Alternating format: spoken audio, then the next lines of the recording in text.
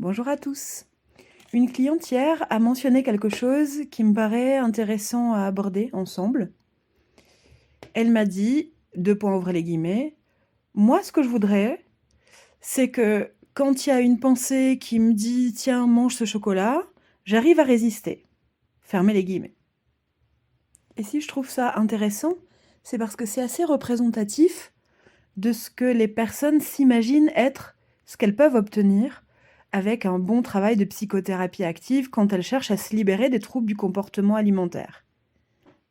Il y a un bug là-dedans, donc je me suis dit, on en parle.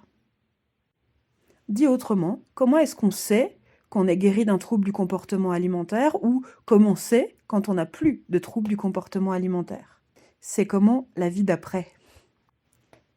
Quelle que soit la nature du trouble du comportement alimentaire dont vous souffrez, anorexie, boulimie, boulimie vomitive, hyperphagie, NES, orthorexie ou autre, rappelez-vous que vous subissez ce trouble. Vous en êtes la victime. J'aimerais attirer votre attention sur la façon dont l'inconscient s'y prend pour vous maintenir dans ce trouble du comportement alimentaire et notamment l'influence mentale qu'il va exercer sur vous. Si ce n'est pas déjà fait, vous observerez au quotidien que ce qui vous télécommande, ce qui vous téléguide en direction de « je ne mange pas, je me bouffe, j'élimine, je fais du sport et je me tracasse », ce sont des pensées. Des pensées, qu'est-ce que j'entends par pensée? Des trucs qui vous viennent dans la tête sous forme soit de pensées verbales, des mots, des phrases, soit sous forme d'images qui vous dit quoi faire ou qui vous menace de quelque chose. Exemple, l'heure du repas approche et vous recevez dans votre tête, comme si quelqu'un vous l'envoyait en télépathie pour vous faire chier, une pensée qui va dans le sens de « tu vas grossir »,« c'est dangereux »,« ne fais pas ça »,« elle a piégé ton repas », ou sous forme d'image, de vous avec plein de graisse, de vous rejeter, de vous dégoûtante, une image qui va être dissuadante, qui va faire que, à force de harcèlement dans la tête, vous finissez par obéir à cette pensée en refusant de vous alimenter ou en faisant tout pour éliminer le peu que vous avez ingurgité dans les cas d'anorexie. Une personne qui souffre de boulimie va avoir à un moment donné dans sa tête des pensées qui lui donnent l'idée de manger, de bouffer, qui vont la harceler, la hanter, augmenter, s'intensifier jusqu'à ce qu'elle cède. Et alors qu'elle commence à manger, il y a des pensées qui prennent le relais de continue, jusqu'au moment de la 3e étape où d'autres pensées prennent le relais pour l'inciter à éliminer. Ça peut être à nouveau des pensées qui sont comme une voix dans la tête avec des mots qui va vous dire « maintenant tu vomis », ou une image d'elle en train de vomir comme pour lui indiquer quoi faire, qui va à nouveau la harceler, c'est-à-dire s'intensifier, se répéter, hurler dans la tête jusqu'à ce qu'elle cède. Ça peut être aussi des pensées qui vont lui dire de faire du sport, quel sport, en quelle quantité, et si elle arrête entre-temps, ce sont des pensées qui vont insister, s'amplifier, la harceler jusqu'à ce qu'elle fasse le sport qui lui aura été indiqué dans la tête. Et c'est pareil pour l'hyperphagie. Bien souvent, les personnes me disent « moi, j'ai pas forcément envie d'obéir à ce truc-là. Je sens que j'ai faim, ou je sens que j'ai pas besoin de manger pour les personnes boulimiques ou hyperphagiques. Et pourtant, ça me hante tellement, ça me harcèle tellement dans la tête que je finis par obéir juste pour que le harcèlement s'arrête. Je finis par me faire vomir ou par faire le sport juste pour que cette voix dans ma tête qui me dit des mots ou qui me montre des choses ou qui me menace d'obésité, de rejet, de honte, de trucs un peu dégueux, s'arrête. Donc, le trouble du comportement alimentaire pourrait se résumer ainsi. Quelque chose influence votre mental en direction d'un comportement anormal, en dehors de la normalité, naturel, en dehors de ce qui serait naturel de faire.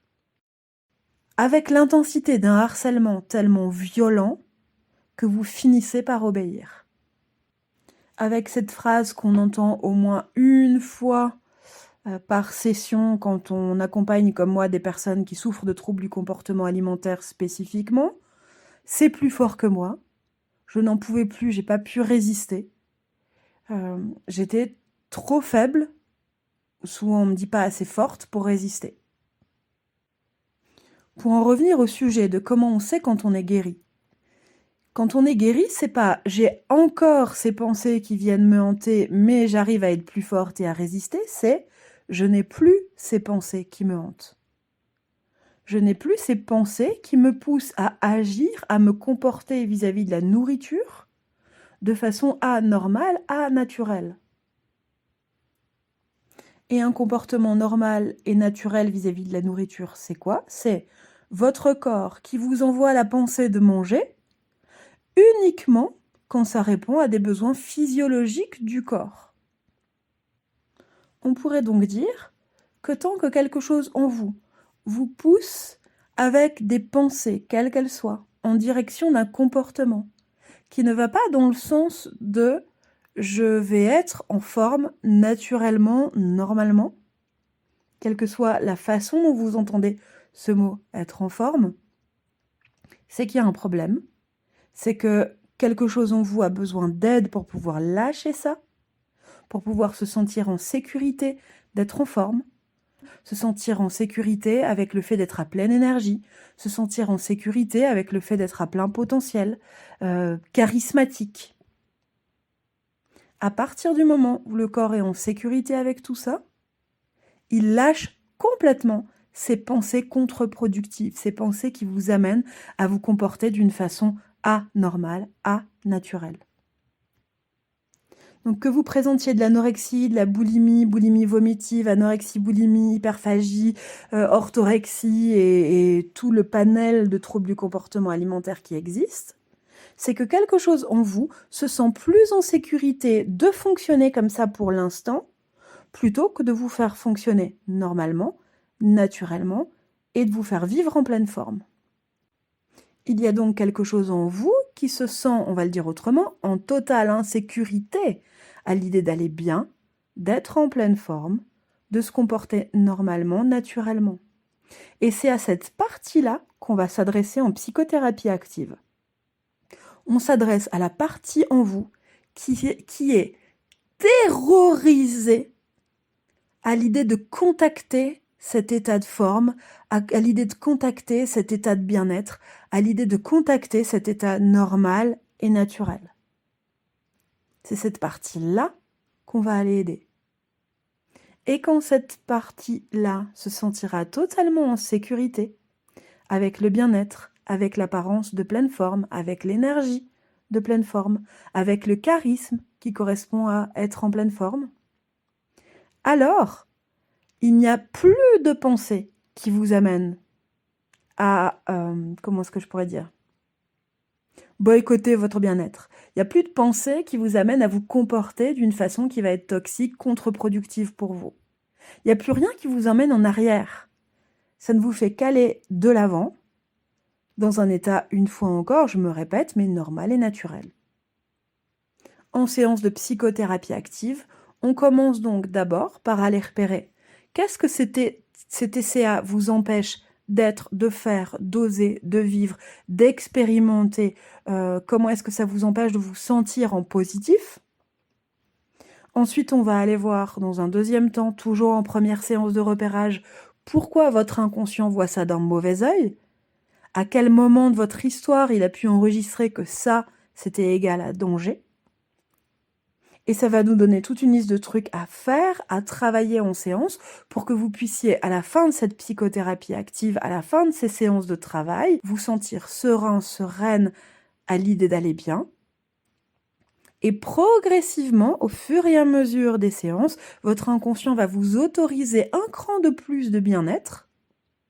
Continuez à vous montrer ce qui reste en insécurité, qu'on va aller travailler, jusqu'à ce qu'à la fin, il n'y ait plus du tout de suggestions toxiques, de suggestions anormales, de suggestions parasites, de suggestions contre-productives, de suggestions qui vous amènent au mal-être plutôt qu'au bien-être dans votre tête. Si vous avez des questions, je vous encourage vraiment à me les poser, de préférence par audio WhatsApp. Je vous donne toutes les infos en description de ce podcast, l'adresse du site internet, le numéro de téléphone, l'adresse email, tout s'y trouve. Prenez bien soin de votre inconscient et je vous dis à bientôt.